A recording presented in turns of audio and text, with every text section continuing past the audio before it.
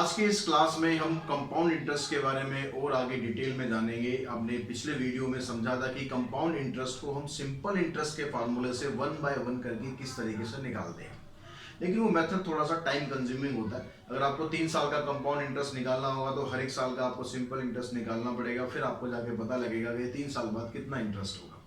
तो अगर हम उसको डायरेक्ट अप्रोच करना चाहें तो उसके लिए हमारे पास क्या फार्मूला है, तो उसमें अगर हम फार्मूला कंसीडर करते हैं तो अमाउंट का जो फार्मूला होता है, जो टोटल अमाउंट आएगा, मान लो आपने कोई पैसा उधार लिया है और आपको टोटल अमाउंट वापस करना है विद इंटरेस्ट, तो उसका फार्मूला कंपाउंड इंटरेस्ट अगर आपने लिया हुआ है उसके हिसाब से जो फार्मूला होगा आपका ये फार्मूला बनता है a equals to P into one plus R upon 100 raise to power n।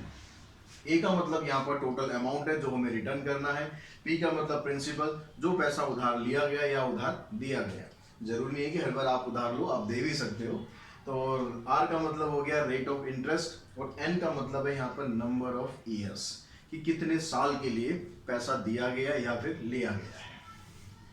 अब यहाँ से जब हम कंपाउंड इंटरेस्ट निकालते हैं तो कंपाउंड इंटरेस्ट निकालने का सीधा तरीका ये होता है कि भाई अमाउंट में से प्रिंसिपल आप माइनस कर दो, तो जो बचेगा वो आपके पास क्या आ जाएगा, इंटरेस्ट आ जाएगा।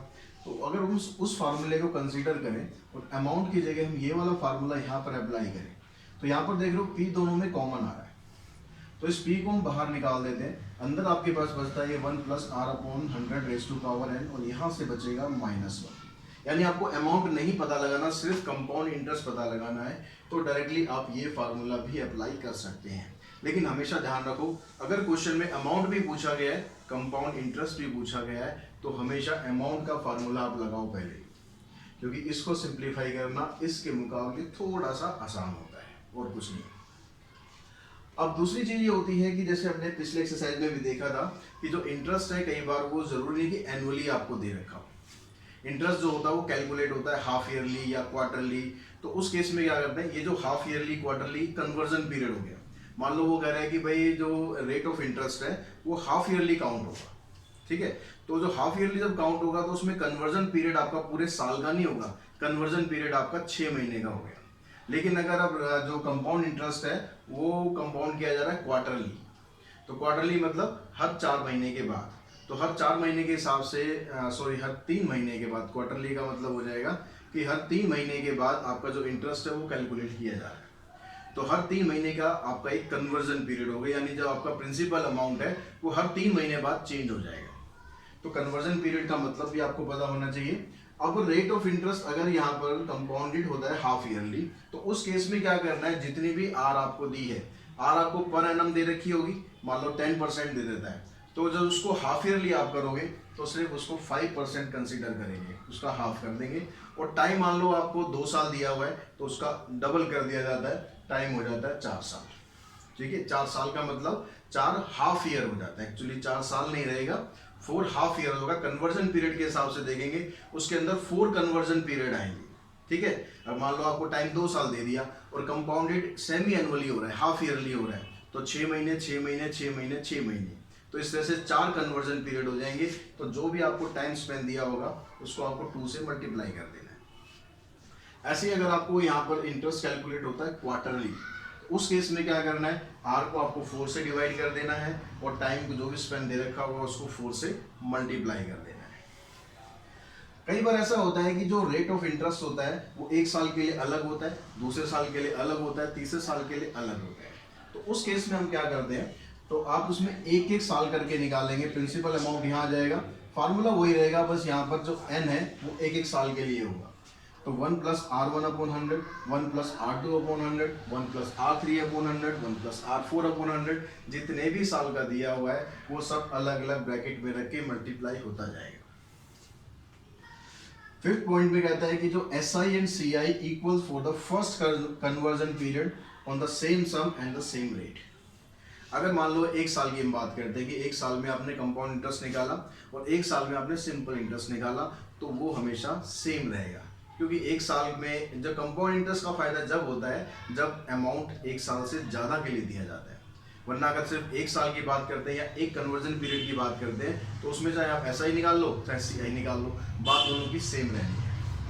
और अगर आपको कई बार ऐसा होगा कि लगातार 2 साल के आपको कंपाउंड इंटरेस्ट दे रखे होंगे, ऐसे क्वेश्चन भी आएंगे, तो कंपाउंड इंटरेस्ट मान लो 2 साल के आपको दिया है, फर्स्ट ईयर और सेकेंड ईयर, तो हमें क्या करना है, compound interest of second conversion period minus compound interest of first conversion period, उन दोनों को अगर आप माइनस करेंगे तो वो क्या निकलेगा आपके पास, SI निकल जाएगा फर्स्ट कन्वर्जन पीरियड का। अगर मान लो यहाँ पर होगा कि भाई 3 साल और 4 साल का कन्वर्जन पीरियड दे रखा है, तो यहाँ पर क्या आ जाएगा, CI of fourth conversion period minus CI of first conversion third conversion period is equals to SI of third conversion period.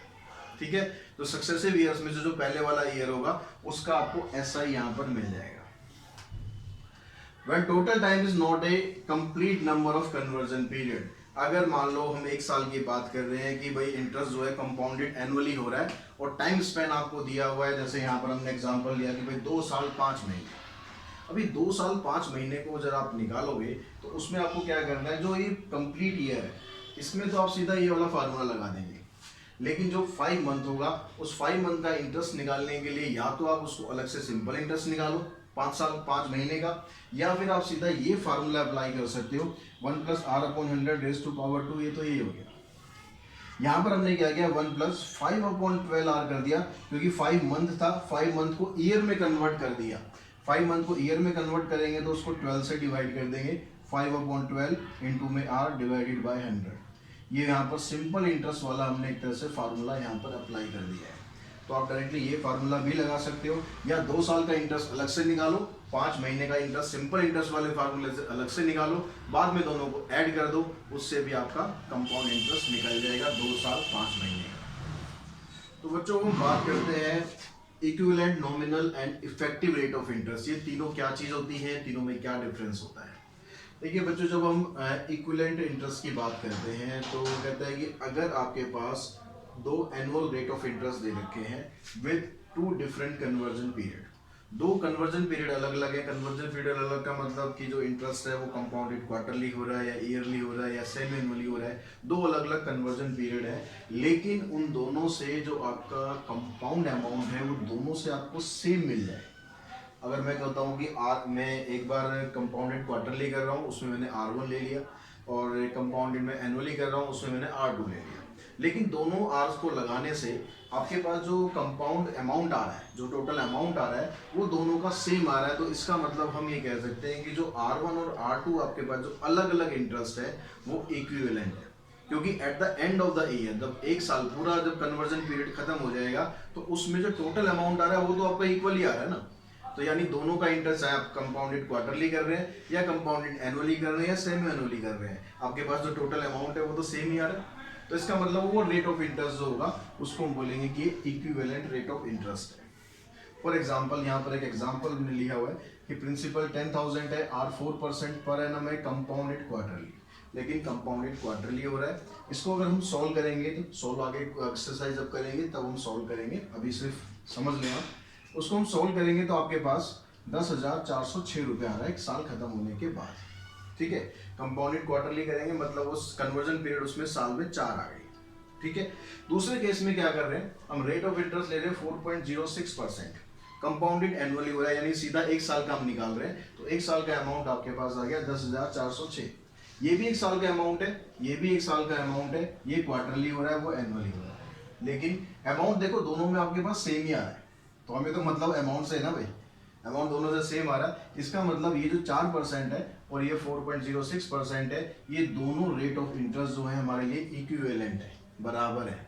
ठीक है, अब यहाँ पर ये जो 4% है इसको हम बोलते हैं नॉमिनल रेट ऑफ इंटरेस्ट, और जो पूरे साल के एंड में आपके पास ये सेम आपको अमाउंट दे रहा है तो ये 4.06 जो है इसको हम बोलेंगे इफेक्टिव रेट ऑफ इंटरेस्ट। तो इफेक्टिव रेट ऑफ इंटरेस्ट को निकालने का एक फार्मूला भी आपके पास है। अगर आपके पास यहाँ पर R% नॉमिनल रेट दिया हुआ है, ठीक है, नॉमिनल रेट R% दिया हुआ है और n कन्वर्जन पीरियड दिए हुए हैं, जैसे यहाँ क्वार्टरली था तो यहाँ पर n की जगह 4 आ जाएगा, तो उसमें आप इफेक्टिव रेट ऑफ इंटरेस्ट निकालने के लिए ये वाला फार्मूला आप अप्लाई कर सकते हैं। तो इसके बाद बच्चों बात करते हैं प्रेजेंट वैल्यू या प्रेजेंट वर्थ की। अब मान लो इसको एक एग्जाम्पल से समझो, बड़े आराम से आपको समझ में आ जाएगा। मान लो मैं किसी को 1,000 रुपये उधार देता हूँ, और कुछ रेट ऑफ इंटरेस्ट लेता हूँ, कुछ टाइम के लिए देता हूँ, मेरे को उतने टाइम के बाद कुछ पैसा मिलेगा। लेकिन अगर मैं प्रेजेंट की बात करूँ तो प्रेजेंट वर्थ मेरे पास क्या है, प्रेजेंट वैल्यू मेरे पास क्या है, जो वो 1000 रुपये वो प्रेजेंट वैल्यू है। यानी जो प्रिंसिपल अमाउंट है वो एक तरह से प्रेजेंट वैल्यू का काम करता है। तो और कुछ नहीं, यहाँ पर जो अमाउंट का फार्मूला होता है, अमाउंट का फार्मूला क्या होता है हमारे पास, ये अमाउंट का फार्मूला होता है। अब यहाँ से जो प्रिंसिपल वैल्यू है ये मैं निकाल रहा हूँ, यहाँ पर इस फार्मूले में यहाँ पर P से क्या डिनोट कर रहे हैं हम, प्रेजेंट वैल्यू को डिनोट कर रहे हैं। अब इसकी वैल्यू निकालेंगे तो क्या होगा, ये वाली टर्म यहाँ अमाउंट के नीचे आ जाएगी। तो यहाँ पर जो प्रेजेंट वैल्यू है वो क्या हो जाएगी, P divided by 1 + r/100 raise to power है। यानी ये वाली जो टर्म है वो यहाँ पर आ जाएगी। और P यहाँ पर किसका काम कर रहा है, P यहाँ पर अमाउंट का काम कर रहा है। ठीक है, यानी जो आपके पास प्रेजेंट वैल्यू है उसको निकालने का आप ये फार्मूला लिख सकते हैं। अगर यहाँ पर n की जगह हम 1 कर दें, यानी 1 साल के लिए निकालेंगे, तो उस केस में क्या होगा, यहाँ पावर 1 हो जाएगी तो ये रहेगा। इसका एलसीएम लेंगे तो यहाँ पर ये आ जाएगा। इसको आप 100 को ऊपर ले जाएंगे तो ये हो जाएगा 100/100 प्लस में r। यानी जो प्रेजेंट वैल्यू आपको निकालनी है P अमाउंट पर, तो उसके लिए आपके पास ये वाला फार्मूला हो जाएगा और r जो इसमें रेट ऑफ इंटरेस्ट हो गया। ठीक, अब इसी फार्मूले को यूज करके हम यहाँ पर निकालते हैं इक्वल इंस्टॉलमेंट। अगर आपने पास कोई चीज़ आपने लोन पे ली है तो आपको उसका रीपेमेंट करना होता है। रीपेमेंट करना होता है तो वहाँ पर जो लोन अमाउंट होता है वो किस तरह से डिसाइड होता है, जो एक प्रिंसिपल वैल्यू है। मान लो आपने कोई बाइक खरीदी 80,000 की, अब आपको 80,000 तो नहीं देना ना, आपको तो और भी कुछ देना है, उसके साथ साथ इंटरेस्ट भी देना है। तो वो इंटरेस्ट कैसे कैलकुलेट होता है, वो इसी फार्मूले से कैलकुलेट होता है। प्रिंसिपल अमाउंट यहाँ पर आ जाता है, फिर 100/100 प्लस r, 100/100 प्लस r की पावर 2, r की पावर 3, जितनी भी आप इंस्टॉलमेंट बनाते जाएंगे उसी हिसाब से यहाँ पर आपकी ये लोन अमाउंट आपका कैलकुलेट होता जाएगा।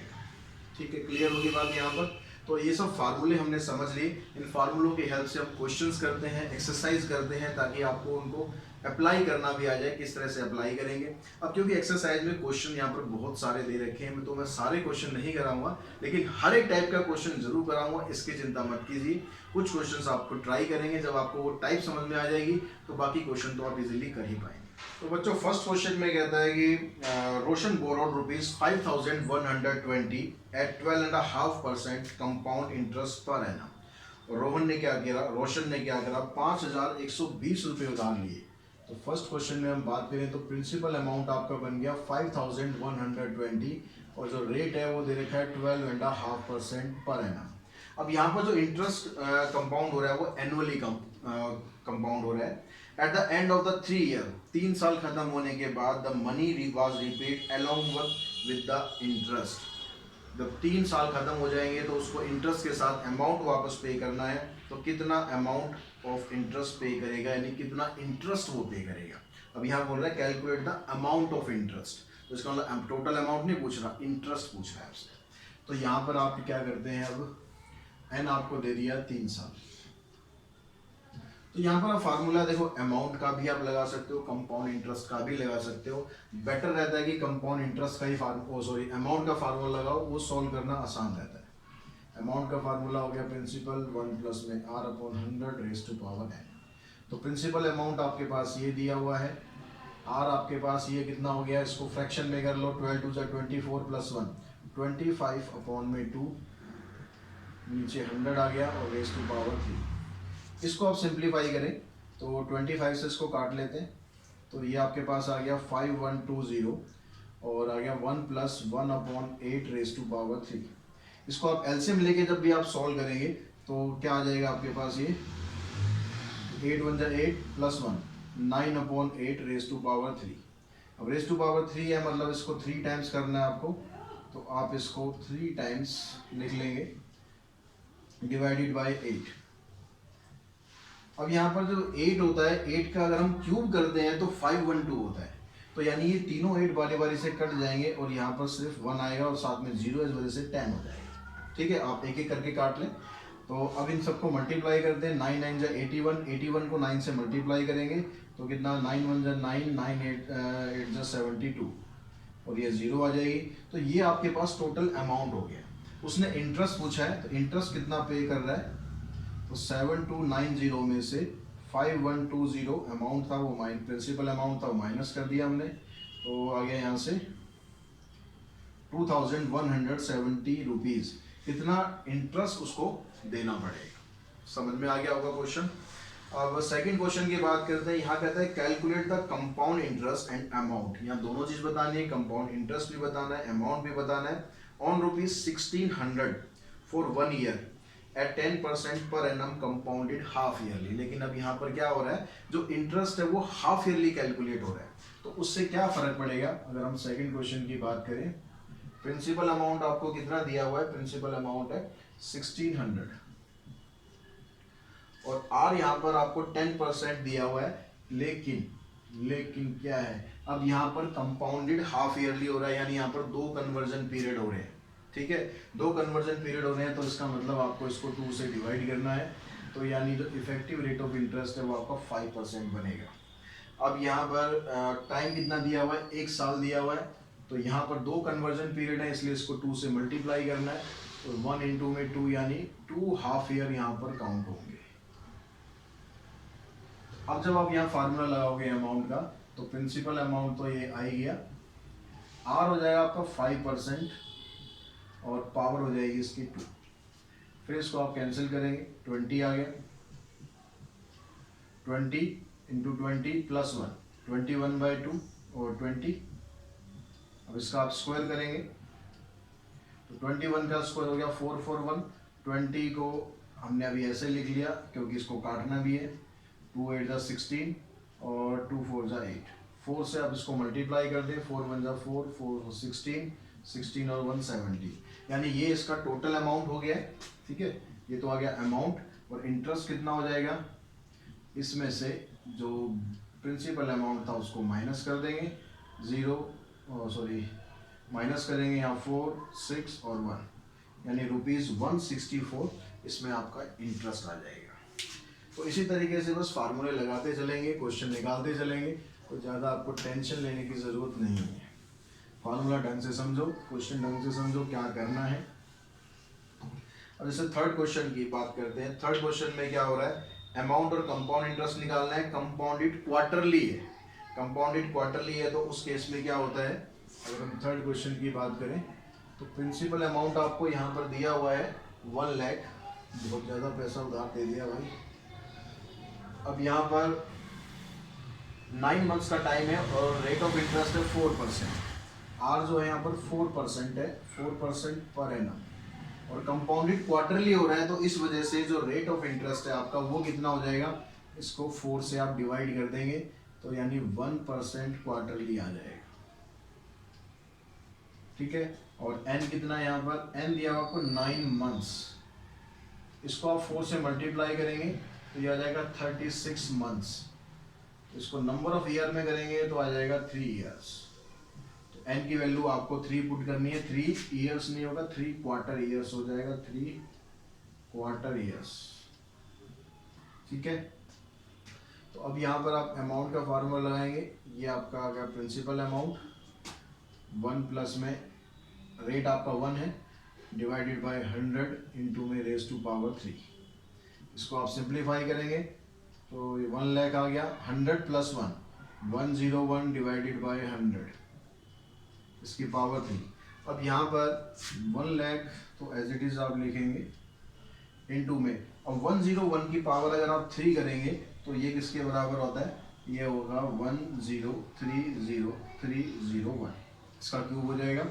इसका क्यूब करेंगे तो 100 100 और 100 3 बार आ गया, या 6 जीरो लगा दो, बात एक ही है, 2 इससे कट गई, 2 इससे कट गई, 1 जीरो बच गई, यानी 10 से आप इसको डिवाइड कर देंगे तो कितना आ जाएगा, अमाउंट आ गया आपका 1030301। ये आपका टोटल अमाउंट आ जाएगा। अमाउंट पूछा है और कंपाउंड इंटरेस्ट भी पूछा है, तो इंटरेस्ट कितना आ जाएगा आपका,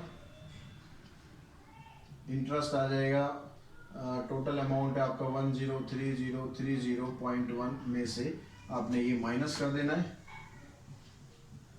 तो कितना आ जाएगा 0.1, तो एज इट इज रहेगा, ये सारा एज इट इज रहेगा, तो 3030, ये आपका टोटल इंटरेस्ट आ जाएगा। क्वेश्चन नंबर 4 में कहता है find the difference between CI and SI on the sum of ₹4800 for 2 year at 5% per annum payable yearly. Yearly count हो रहा है, लेकिन सीआई और एसआई दोनों का आपको डिफरेंस बताना है। तो हम पहले एसआई निकाल लेते हैं। फोर्थ क्वेश्चन की अगर हम बात करें, प्रिंसिपल अमाउंट हमें दिया हुआ है 4800 और टाइम दिया हुआ है इसने 2 साल और रेट ऑफ इंटरेस्ट है यहाँ पर 5%। तो पहले हम इसका एसआई निकाल लेते हैं। एसआई का फार्मूला हो गया, पिछली क्लास में हमने किया था ये फार्मूला। यहाँ पर टी का मतलब टाइम ही है, यानी 2 साल रखना है आपको। प्रिंसिपल आ गया 4800, आर 5%, टाइम आ गया आपका 2 साल डिवाइडेड बाय 100। इसको कैंसिल करेंगे, 5 टू 10, 10 को इससे मल्टीप्लाई करेंगे, इंटरेस्ट आ जाएगा 480। अब कंपाउंड इंटरेस्ट और निकाल लेते हैं। कंपाउंड इंटरेस्ट का फार्मूला, इस बार कंपाउंड इंटरेस्ट का भी फार्मूला लगाते हैं, उसको भी आपको सॉल्व करना आ जाए। तो ये इसका फार्मूला होता है -1 और आ जाता है इधर। तो प्रिंसिपल अमाउंट 4800 हो गया, आर 5%, इसकी पावर 2 -1। अब इसको सिंप्लीफाई करो, यहां से इसको हम कैंसिल करेंगे तो 20 ये हो गया, 20 + 1 21/20 की पावर 2 -1। 4800 21 का स्क्वायर करेंगे, 441 डिवाइडेड बाय 400 -1। इसको आप एलसीएम लेके सिंप्लीफाई करेंगे तो कंपाउंड इंटरेस्ट कितना आने वाला है आपका 4800 इंटू में इसको मल्टीप्लाई करेंगे तो 400 इधर आ गया, 441 में से 400 माइनस कर देंगे, 41 डिवाइडेड बाय 400।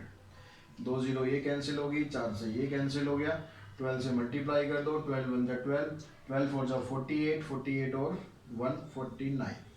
तो ये आपका कंपाउंड इंटरेस्ट आ गया। तो दोनों का डिफरेंस आपसे पूछा था, तो difference of C I and S I, natural है सी आई तो ज़्यादा होगा ही होगा। 492 में से 480 माइनस कर दें तो 12 रुपये का आपका डिफरेंस आ रहा है। तो जब भी पैसा देना हो तो हमेशा कंपाउंड इंटरेस्ट पे दो, पैसा लेना हो तो हमेशा सिंपल इंटरेस्ट पे पैसा लो। क्वेश्चन नंबर अगर 5th में आप देखते हैं, 5th में आपसे पूछता है find the difference between the simple interest and compound interest on this and this. यहाँ भी आपको डिफरेंस ही निकालना है सिंपल इंटरेस्ट और कंपाउंड इंटरेस्ट का। बस ये ध्यान रखना कि जो इंटरेस्ट यहाँ पर हो रहा है वो सेमी एनुअली काउंट हो रहा है। तो सेमी एनुअली के लिए आपको वही करना है कि आर को आपको हाफ कर देना है और टाइम को डबल कर देना है और उसको लेकर आपको सिंपल इंटरेस्ट निकाल देना है और सीआई निकाल देना है, दोनों का डिफरेंस कर देना है। आई थिंक आप ये क्वेश्चन अब आसानी से कर पाएंगे। तो बच्चों क्वेश्चन नंबर 6 में कहता है man deposit ₹5000 in the state bank saving account allowing simple interest eight 4.5% per year. यानी एक आदमी जो 5000 रुपये स्टेट बैंक में जमा करता है, सिंपल इंटरेस्ट उसको मिलता है 4.5% पर ईयर। एक साल में इतना इंटरेस्ट उसे मिलता है। At the end of the first year, he transferred the entire amount to a fixed deposit account for 2 years at 7% per annum compounded annually. एक साल लगता है पैसा, एक साल लगने के बाद उसको समझ में आ जाता है भाई कि सिंपल इंटरेस्ट से ज़्यादा फायदा नहीं होना, तो वो सारा का सारा अमाउंट उठाकर कंपाउंड इंटरेस्ट के लिए डाल देता है। 2 साल की एक फिक्स डिपॉजिट कर देता है वो, उसमें 7% का उसको इंटरेस्ट मिलता है और कंपाउंडेड इंटरेस्ट होता है। तो find the total amount of money in the name of the depositor at the end of the 3rd year nearest to a rupee. तो जब तीसरा साल जब स्टार्ट होगा तो उसको कितना पैसा टोटल तब तक मिल जाएगा। तो अब यहाँ पर क्या है, जो आपको प्रिंसिपल अमाउंट है वो स्टार्टिंग का है 5000, ठीक है। प्रिंसिपल अमाउंट इसने 5000 रुपये जमा कराए, ठीक है, एक साल के लिए, और उसको जो इंटरेस्ट मिल रहा है 4.5% मिल रहा है। 4.5 मतलब 9/2 हो गया और टाइम रहा उसका 1 साल का। तो इस हिसाब से अगर उसका इंटरेस्ट हम निकालें, क्योंकि पहले तो पैसा था उसने सिंपल इंटरेस्ट पे दिया था, तो 5000 का 9/2 के हिसाब से 1 साल का इंटरेस्ट निकालते हैं, नीचे 100 आ गया तो ये कैंसिल, 2 से इसको कैंसिल करा हमने तो ये आ जाएगा 225। ये उसका इंटरेस्ट बन गया। यानी आफ्टर 1 ईयर अमाउंट कितना हो गया, अमाउंट आफ्टर 1 ईयर 5000 तो उसने जमा कराए थे बैंक में पहले, 225 रुपये इंटरेस्ट के मिल गए, यानी टोटल अब उसके पास 5225 रुपये हैं। अब वो क्या करता है, इस पैसे की उठा के एफडी कर देता है और उस पर उसको 7% कंपाउंड इंटरेस्ट मिलता है, 2 साल की एफडी करा देता है। तो अब यहाँ पर आप क्या निकालेंगे, amount after 2 year, amount after सीधा 3 ईयर हो गया, 1 ईयर तो पहले का काउंट कर लेते हैं और 2 ईयर अगले के काउंट कर लेते हैं। तो टोटल 3 साल के बाद उसको कितना अमाउंट मिल रहा है। अब क्या कर रहा है वो, अब ये प्रिंसिपल जो है वो डाल रहा है कंपाउंड, उसके लिए कंपाउंड इंटरेस्ट के लिए। तो प्रिंसिपल ये आ गया 1 प्लस में R/100। अब उसको रेट कितना मिल रहा है, 7% का मिल रहा है और टाइम कितना है, 2 साल का है। ये 3 साल यहाँ पर किस लिए लिखा है, 1 साल पहले का भी उसको हमने ऐड कर दिया है और 2 साल आगे के ऐड कर दिए हैं। टोटल 3 साल के बाद इतना अमाउंट उसको मिल जाएगा। ठीक है, अब यहाँ से इसको सिंप्लीफाई करते हैं, ये तो देखो कटेगा नहीं, तो 100 प्लस 1 107 हो जाएगा। 5225 इंटू में 107/100 का स्क्वायर, तो ये आ गया आपके पास 5225। अब 107 का अगर आप स्क्वायर करते हैं तो ये आता है 11449, 11449 डिवाइडेड बाय 110, 4 जीरो लगा दूँ। अब देखो इसको हम यहाँ पर काटापीटी करें, कोई फायदा नहीं है। क्यों फायदा नहीं है, क्योंकि ये सारा का सारा तो कटेगा नहीं। अगर ये सारा नहीं कटेगा, पहले तो हम इसे काटेंगे, काटने के बाद फिर डिवाइड भी करना पड़ेगा, तो काम लंबा क्यों करें। ये काम थोड़ा सा लंबा है लेकिन एक ही बार में हो जाएगा। इसको आप मल्टीप्लाई कर लो, सारे को मल्टीप्लाई करने के बाद आपके पास ये आ रहा है 5982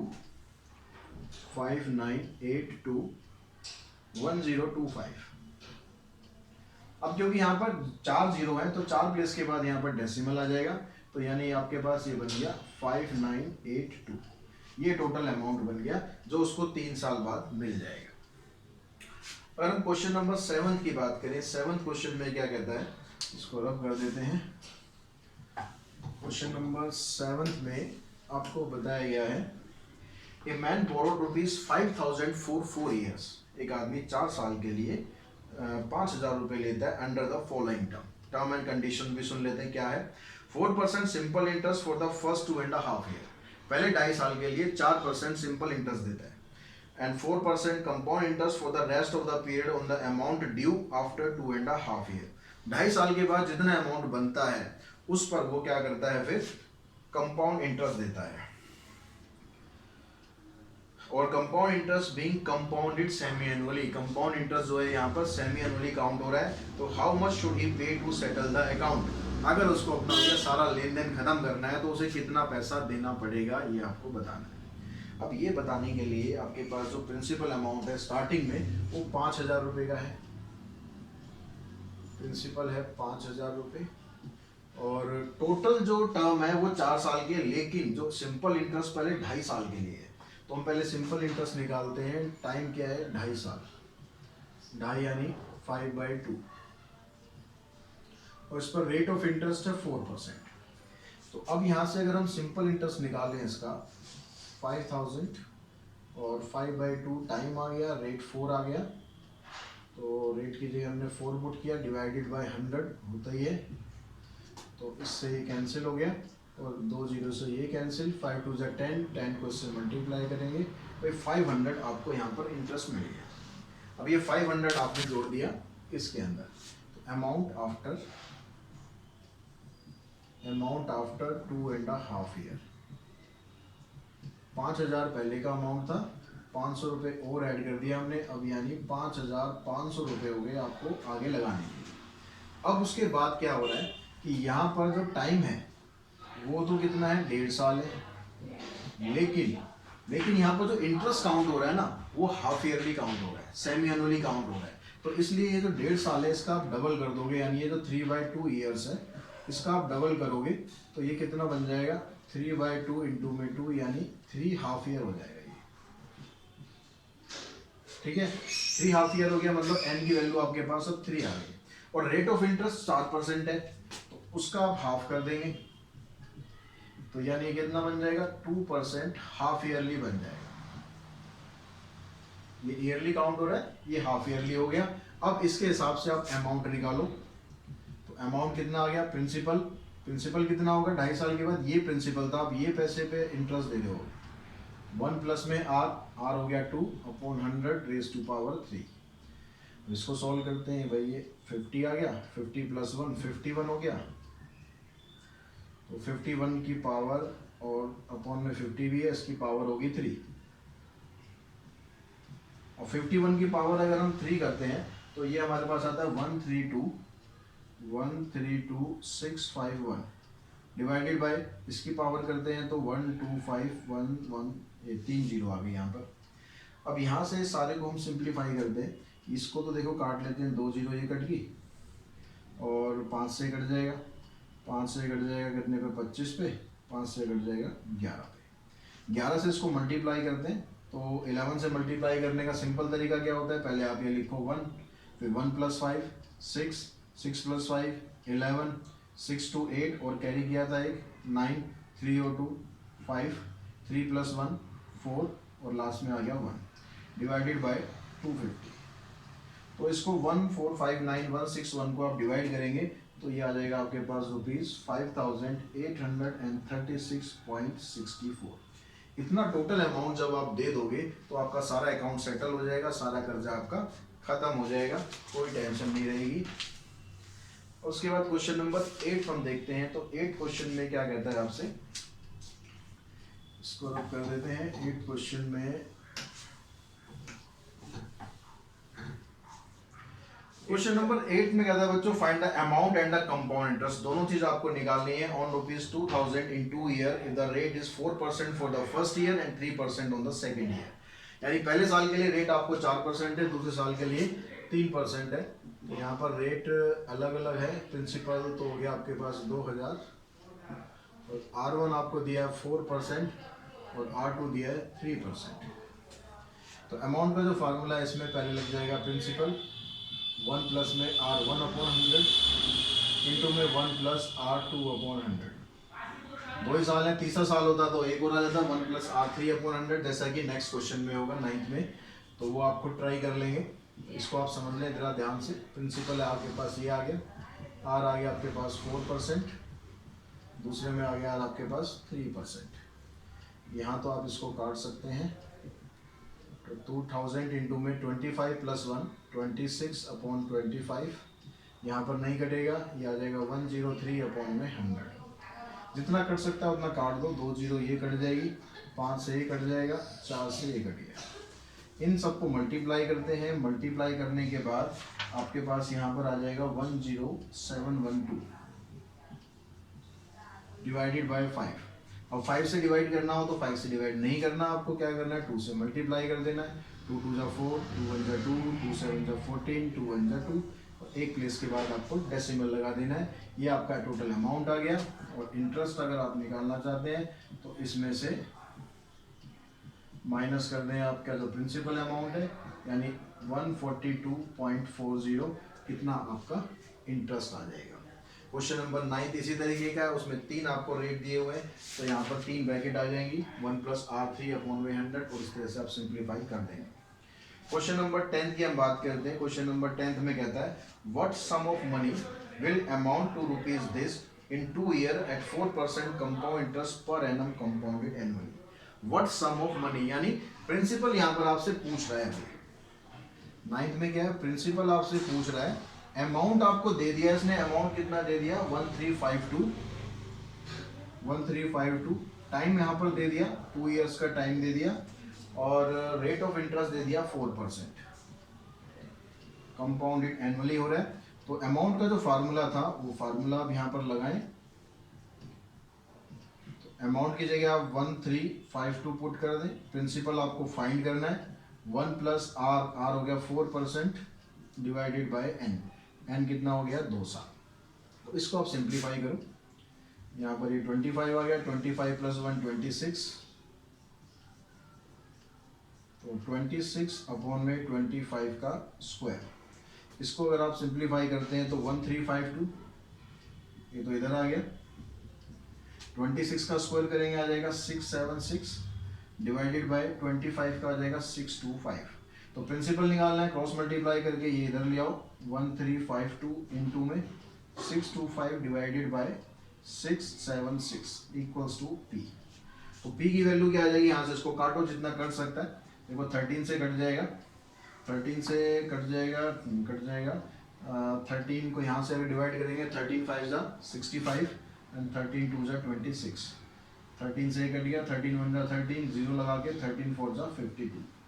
और 52 को 2 से काट दो तो पूरा 104 हो जाता है, 2 से काट दिया, 2 से यानी इसको आप मल्टीप्लाई करेंगे 625 को 2 से मल्टीप्लाई करेंगे तो ये आपके पास आ जाएगा 1250। ये आपका प्रिंसिपल अमाउंट आ गया यहाँ पर। इसी तरह से आप देखते हैं क्वेश्चन नंबर 11 में क्या कहता है ये। 11th क्वेश्चन भी सेम इसी तरीके का क्वेश्चन है वैसे, तो उसको आप ट्राई कर सकते हैं। क्या चेंजेस है उसमें? कुछ भी चेंजेस मेरे ख्याल नहीं है, बस कंपाउंडेड हाफ ईयरली हो रहा है, तो 1.5 ईयर जो दिया हुआ है इसको आप 3 ले लेंगे और रेट ऑफ इंटरेस्ट है वो आपको यहाँ पर 2% आ जाएगा। ठीक है, वो यही फार्मूला लगाकर सेम आपके पास प्रिंसिपल अमाउंट निकल जाएगा। क्वेश्चन नंबर 12 देखते हैं। 12th क्वेश्चन में कहता हूँ what sum will the compound interest for 2 year at 4% per annum B 5712। तो ये क्वेश्चन भी आपका बिल्कुल सेम ही क्वेश्चन है, लेकिन यहाँ पर जो ये 5712 है ये क्या दिया हुआ है? कंपाउंड इंटरेस्ट दिया है, प्रिंसिपल नहीं दिया हुआ, सॉरी अमाउंट नहीं दिया हुआ, कंपाउंड इंटरेस्ट दिया हुआ है। तो इसको भी हम कर लेते हैं। कंपाउंड इंटरेस्ट दिया हुआ आपको ₹5712, ठीक है, और टाइम दिया हुआ 2 साल, रेट ऑफ इंटरेस्ट है 4%। टाइम दिया हुआ है 2 साल, रेट ऑफ इंटरेस्ट है आपके पास 4%। तो यहाँ कंपाउंड इंटरेस्ट दिया हुआ तो कंपाउंड इंटरेस्ट का ही फार्मूला लगा दो। प्रिंसिपल 1 प्लस में rate upon 100 raise to power n-1। तो कंपाउंड इंटरेस्ट है 5712। प्रिंसिपल आपके पास निकालना है, आर आ गया आपके पास 4%, पावर होगी इसकी 2 - 1। 5712 इक्वल्स टू में पी, यहाँ से इसको आप कैंसिल करेंगे, 25 + 1 26 अपॉन में 25 का स्क्वायर -1।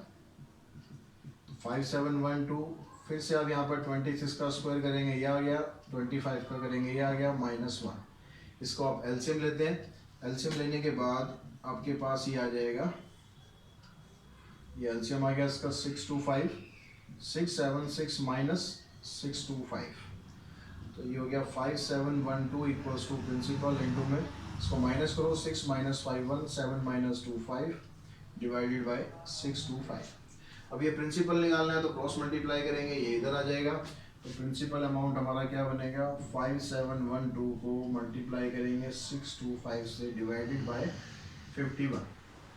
यहाँ से देखो 3 से इसको काट लेते हैं, 17 पे कट जाएगा, 3 × 1 = 3, 3 × 9 = 27, 0 3 × 4 = 12। 17 से इसको काटते हैं तो 17 से कट जाएगा किस पर? 17 × 1 = 17, 2 बचेगा, फिर 17 × 1 = 17, फिर 3 बचेगा, 17 × 2 = 34। इन दोनों को मल्टीप्लाई कर दो, मल्टीप्लाई करके आपके पास ये आ जाएगा 70,000। टोटल जो अमाउंट है आपके पास ये 70,000 अमाउंट आ जाएगा। तो बहुत आसान क्वेश्चन है, फार्मूले को समझ लेंगे एक बार और अप्लाई करना सीख जाएंगे तो ज़्यादा मुश्किल नहीं आएगी।